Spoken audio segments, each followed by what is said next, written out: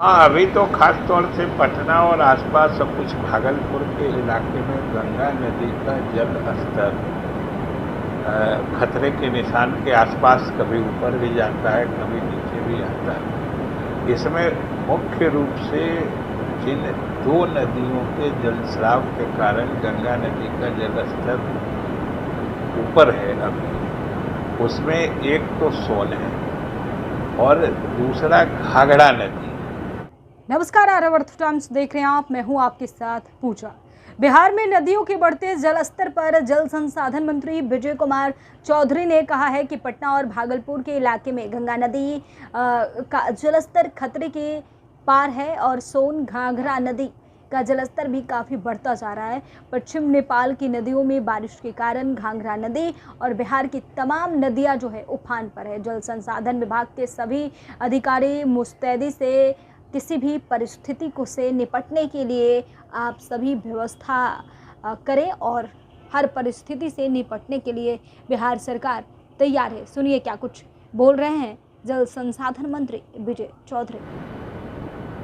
पिछले दिनों हमारे नहरों पर या कुछ अन्य स्थानों पर पुलों की लगातार गिरने की खबरें आ रही थी।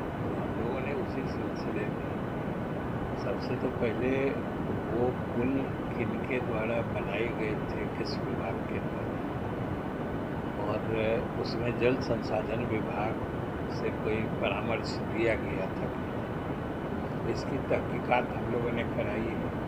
और जो पुल गिरे थे उसमें तो मुख्यमंत्री जी के स्तर से भी निर्देश मिला था, तो हम लोगों ने जांच कराकर अपने अधिकारियों पर भी कार्रवाई की है और जो एजेंसी यानी जो कॉन्ट्रैक्ट लेके काम कर रहे थे उनके विरुद्ध भी कार्रवाई की गई है। और सबसे बड़ी बात है कि आगे से हम लोगों ने एक काफ़ी प्रभावी SOP बना दिया है, मतलब स्टैंडर्ड ऑपरेटिंग प्रोसीजर, जिसको मानक संचालन प्रक्रिया करना है कि अब अगर कोई विभाग हम लोगों से नदी या नहर पर पुल बनाने के लिए अनापत्ति प्रमाण पत्र मांगता है, तो अभी तक की परंपरा रही थी कि हम लोग सिर्फ अनापत्ति प्रमाण पत्र दे देते थे और वो लोग फिर अपने हिसाब से स्ट्रक्चर डिजाइन जो करते हैं, पुल की संरचना आदि के बारे में फैसला देते थे। कभी कभी हम लोग अपने मैंडेट के हिसाब से भी बहुत छोटे एक पथीय पुल जो करते हैं वो बनाते थे, तो वो तो हम ही लोग, क्योंकि हम ही लोग का नहर भी है, हम ही लोग को बनाना था, तो उसमें दिक्कत नहीं होती थी। लेकिन ये जो गिरे हैं, जो अन्य विभागों द्वारा बनाए जाते हैं, उनके स्ट्रक्चर और डिज़ाइन के बारे में जल संसाधन विभाग को कोई जानकारी नहीं रहती। इसलिए अब हम लोगों ने एक तरीका ये बनाया है कि अब पहले ही हम लोगों को स्ट्रक्चर डिज़ाइन मिल जाएगा, जिससे कि हम लोग वो देख लेंगे कि वो सही उस जगह के लिए उपयुक्त है कि नहीं।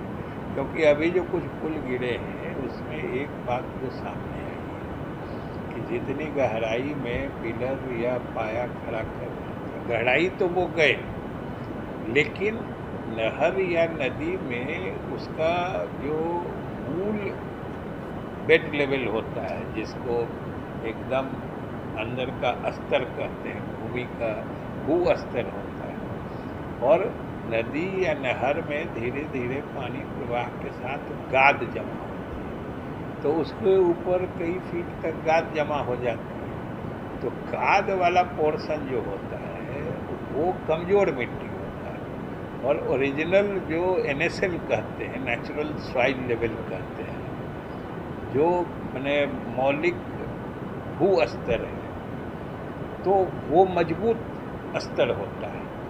तो हम लोग जब कभी भी कोई मैंने स्ट्रक्चर का डिज़ाइन बनाते हैं तो पिलर हमेशा NSL यानी नेचुरल सॉइल लेवल्स के हिसाब से करते हैं कि कितना डीप गहरा उसका पाया का फाउंडेशन है।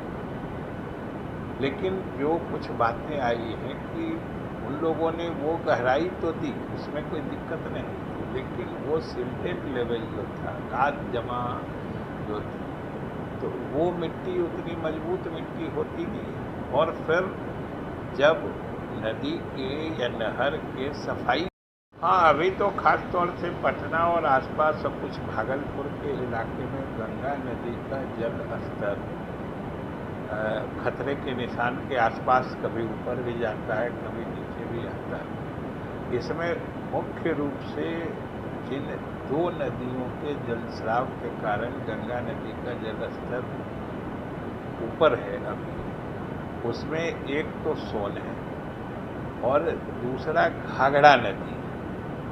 और आप सबको मालूम है कि घाघरा नदी तो ऊपर में मिलती है, फिर सोन मिलती है, फिर गंडक मिलती है, इसलिए ये तीनों नदियाँ एक एक करके गंगा में मिलती हैं। और किसी नदी में जलस्राव में वृद्धि से लास्ट में अंत में गंगा नदी का जल स्तर बढ़ता है।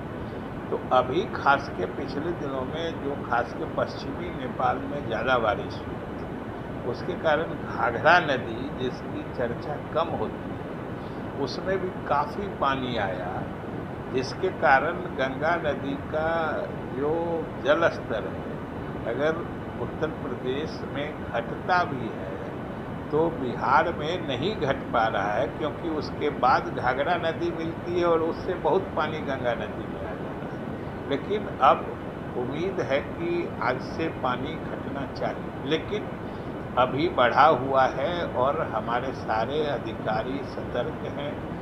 जो भी वल्नरेबल पॉइंट्स हैं, जो आक्राम्य स्थल हैं, जहाँ पे किसी भी खतरे की आशंका है, हमारे पदाधिकारी पूर्ण रूप से मुस्तैद हैं, तैनात हैं और किसी भी इमरजेंसी का मुकाबला करने के लिए सारी तैयारी पूरी है।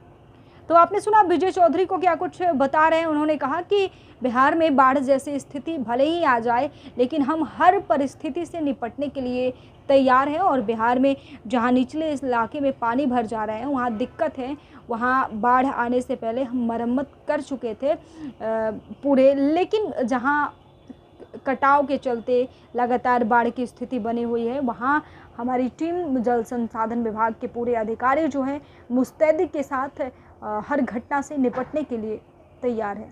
तो फिलहाल इस खबर में बस इतना ही। बने रहिए हमारे साथ, देखते रहिए आर्यावर्त टाइम्स। धन्यवाद।